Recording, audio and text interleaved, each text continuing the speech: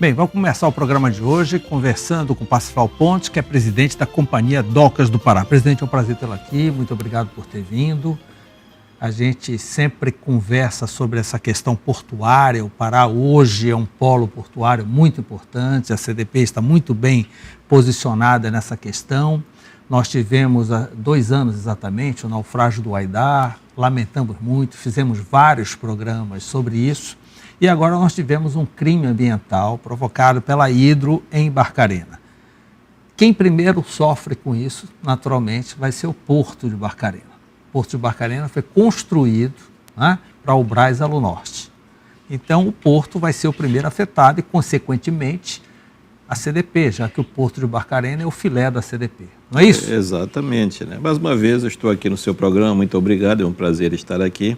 E realmente você começou as perguntas pelo ponto que hoje mais nos preocupa dentro da CDP. Inclusive hoje pela manhã tivemos uma reunião de diretoria executiva da CDP. A CDP é um conselho, é uma diretoria executiva, o qual eu presido.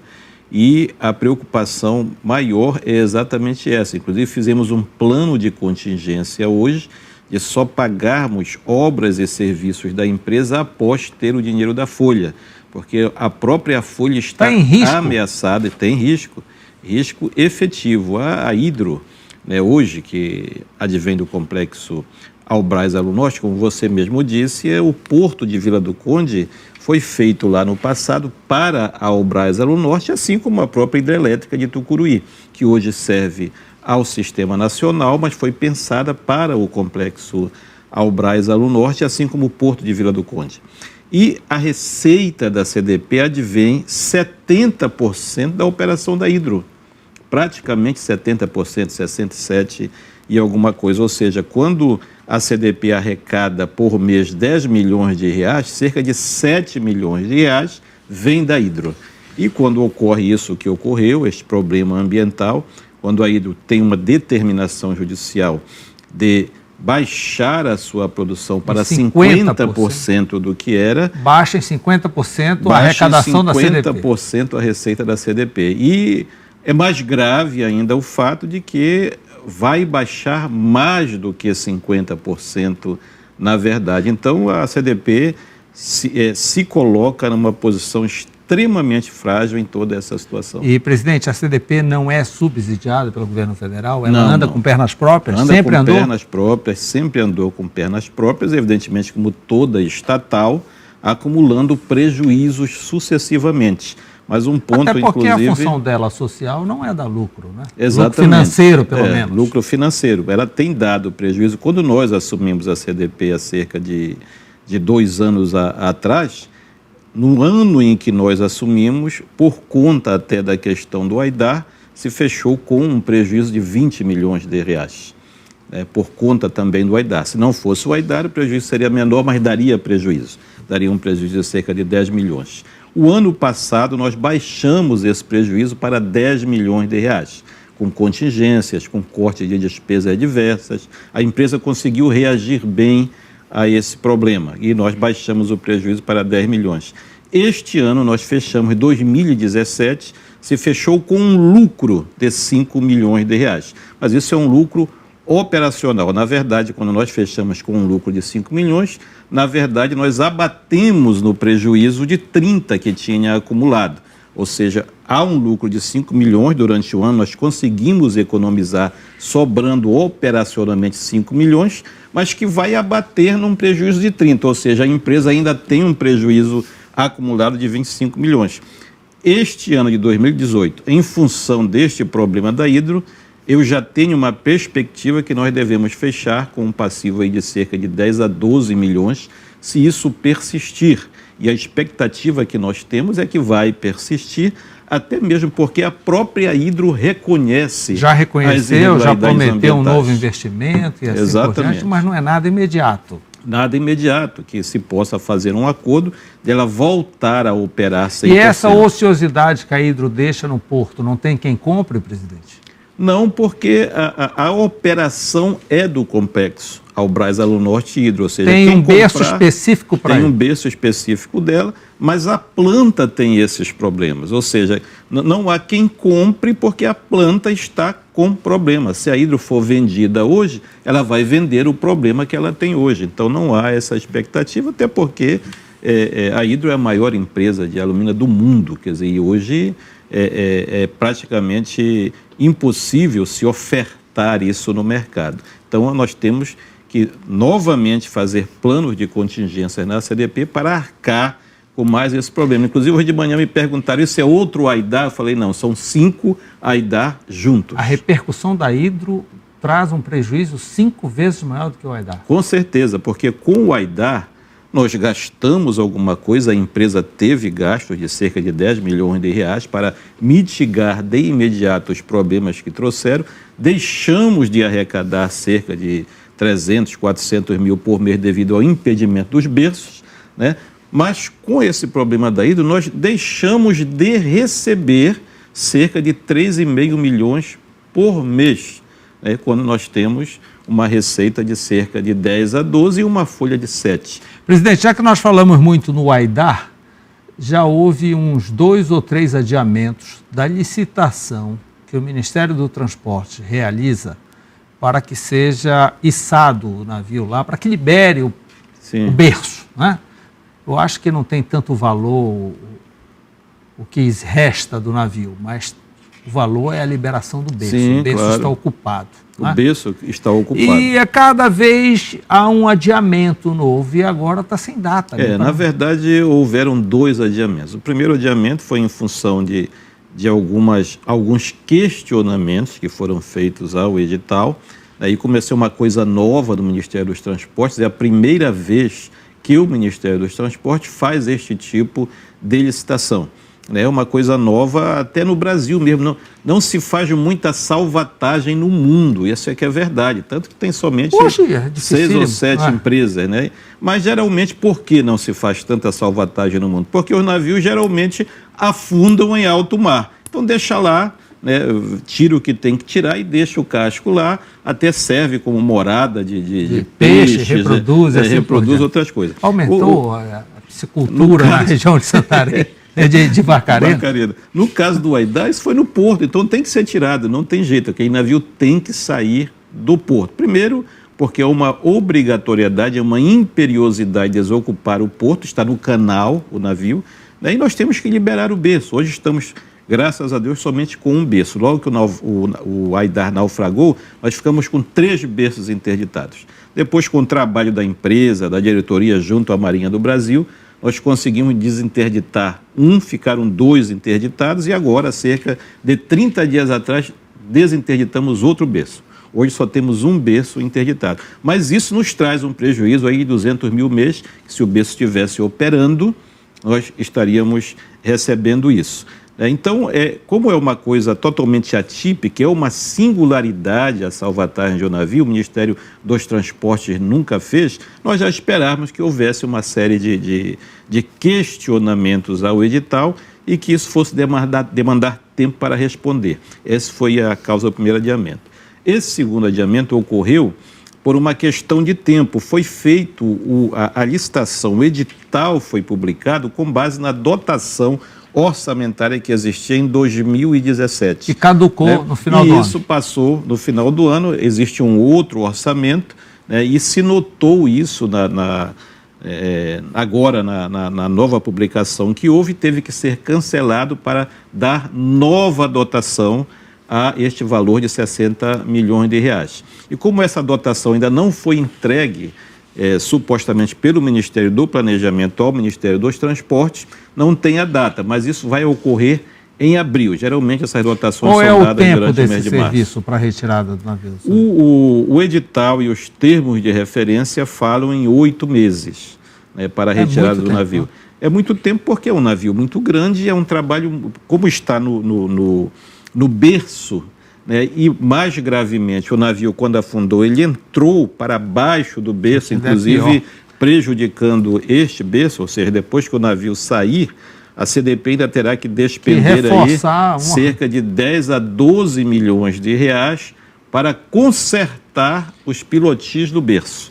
né? Então, mais este prejuízo para a empresa. E o grande trabalho, na verdade, desta salvatagem é você puxar o navio debaixo do berço, ou seja, liberar o navio para depois reflutuar. Por isso esse tempo. Presidente, eu estava lendo na mídia que ano passado o investimento nos portos do Brasil, o investimento das companhias docas do Brasil, foi o menor dos últimos 14 anos.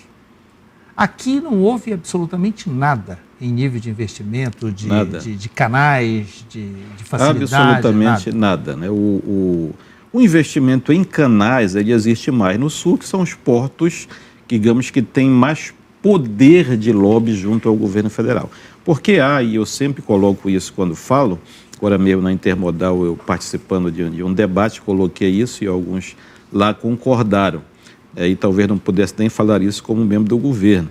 Mas o governo, não este governo agora do Michel Temer, nem o governo anterior da Dilma, mas lá no início do governo Lula, creio eu, né, e já mais atrás com o FHC, né, o governo optou por privatizar essas operações. A privatização começou aqui, não há absolutamente nenhuma crítica ideológica. Foi uma decisão de governo que acabou se tornando uma decisão de Estado, né, que se privatizariam os portos, os aeroportos. E como foi que o governo decidiu tratar essa questão dos portos? Não vamos mais fazer investimentos, porque os investimentos estão sendo feitos já pela iniciativa privada. O que surgiu de TUP, que são os terminais de uso privado, que são totalmente, digamos, eles não se submetem aos atuais marcos legais dos portos que amarram os portos. A CDP hoje, para ela alugar uma área dela, passa 2 anos. Se você chegar lá comigo na CDP, olha, eu quero alugar aquela área que está totalmente deteriorada. Colarinho Branco, por exemplo, que agora, evidentemente, não há mais essa questão do aluguel, porque vai virar espaço, vai ter o Porto Futuro. Mas nós recebíamos toda semana uma oferta de aluguel para o Colarinho Branco, mas para você fazer isso num porto público leva 2 anos. Então você não consegue trabalhar. E os TUPs foram surgindo, os terminais de uso privado. Que é uma tendência Que é uma tendência. O cara faz isso rápido, principalmente aqui no norte, que você ainda compra espaço de beira de rio barato, diferente do sul, que qualquer espaço é uma fortuna, mas aqui no norte você compra uma beira de rio aí, a Cargill agora mesmo poderia vir para o porto de Vila do Conde com o seu novo terminal de grãos, que vai ser na área portuária de Barcarena. Mas não é na CDP, por quê? Porque ela passaria de 5 a 8 anos só para conseguir a área dentro do porto organizado da CDP. Então ela foi ali para a área de Abaetetuba, ela comprou uma ilha lá, né? Não sei quanto pagou, mas deve ter sido barato, que ainda se compra terra barata no Pará, e vai investir 700 milhões de reais que poderiam estar em Vila do Conde, mas não está pela burocracia, pelo marco legal que existe. Então, nesses últimos 10 anos, surgiram no estado do Pará cerca de 10 a 12 terminais de uso privado. Então, é o arco que mais cresce nessa questão de carga no Brasil e talvez na América Latina, um crescimento de 10 a 12% ao ano. Desculpa, o movimento de carga. E se não fosse a BR-163 na situação muito que mais está, cresceria, íamos exportar 20 milhões de toneladas. Com certeza, mas esses sinos não dobram para a CDP, são os TUPs. Né? Então a CDP vai ficando acanhada ali sem investimento. Vai chegar agora, presidente, com referência a porto ainda, ao Porto de Belém, a ociosidade do Porto de Belém, alguém me falou que só 8 navios por mês aportam em Belém. Desses 8, 4 são da Ucrim, são de trigo. Sim. E outros 4 que aparecem aí, são sempre avulsos, navios muito pequenos, ultrapassados e assim por diante. Por que ainda insistir tanto num porto que está tecnologicamente fora da rota? O Porto de Belém talvez não é uma questão, digamos, de dizer que o porto tenha que desaparecer.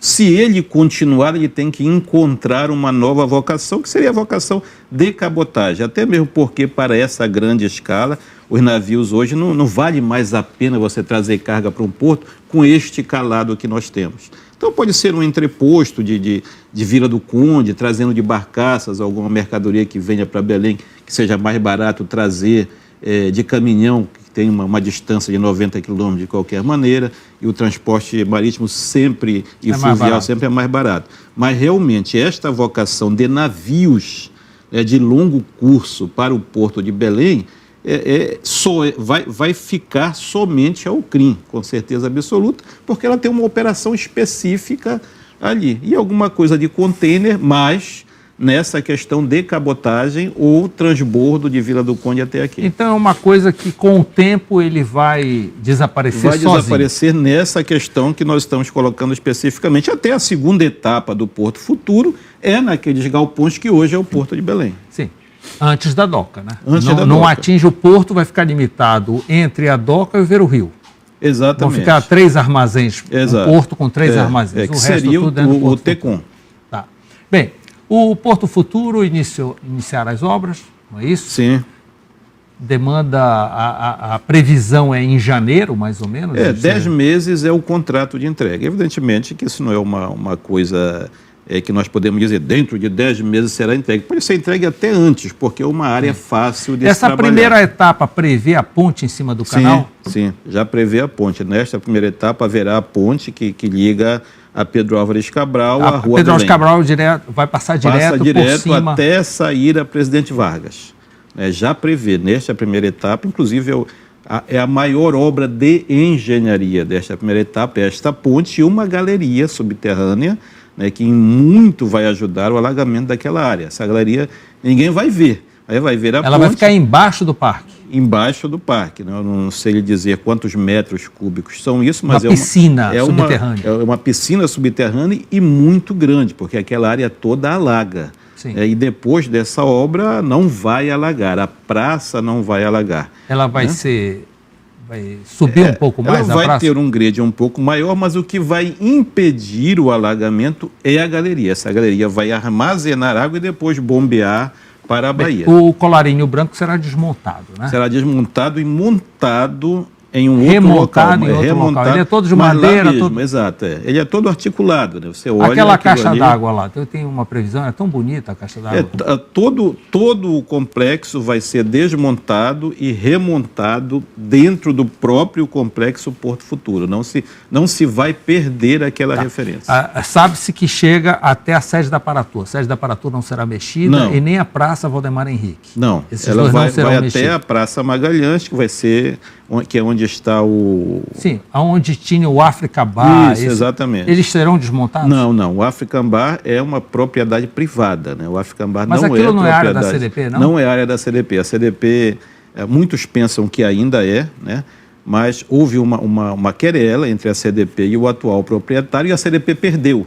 O atual proprietário apresentou um título de propriedade anterior à propriedade da CDP e a justiça deu ganho de causa a ele. Ou seja, hoje aquela área não pertence à CDP, é uma propriedade privada. Então o Porto Futuro vai até a Praça Magalhães. Até o Coreto. Até o Coreto. Recuperar aquele Coreto. Vai ser recuperado, exatamente. Tudo ali vai ser recuperado para manter Presidente, vamos torcer para que não tenha esse problema aí desde a folha da CDP, né? Que se encontre uma solução Nós vamos trabalhar para que isso não ocorra, mas realmente é uma contingência difícil, porque nós já cortamos todo tipo de despesa que se poderia cortar na CDP. E uma dependência, quer dizer, um porto depender 70% de um só operador não é muito fácil. Se esse operador tem problema... O porto vai ter problema e a CDP como um todo. Muito obrigado por mais essa entrevista e volte sempre. Obrigado a você, estou às ordens. Logo depois do intervalo, o presidente da CELPA, Nonato Castro, estará aqui conosco. Eu volto já.